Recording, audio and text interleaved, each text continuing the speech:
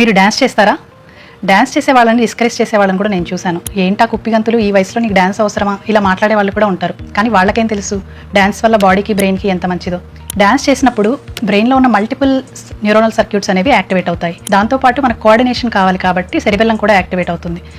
మన ఈ మ్యూజిక్ విన్నప్పుడు మన ఆడిటరీ కార్టెక్స్, తర్వాత ఎమోషనల్ సెంటర్స్ ఇవన్నీ యాక్టివేట్ అవ్వడం వల్ల మన బ్రెయిన్లో చాలా మంచి కెమికల్స్ అనేవి రిలీజ్ అవుతాయి అన్నమాట. చాలా హ్యాపీ హార్మోన్స్ అన్నీ రిలీజ్ అవుతాయి.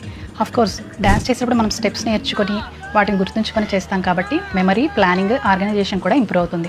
దాంతోపాటు టైంకి రెస్పాండ్ అయ్యే ఎబిలిటీ కూడా పెరుగుతుంది.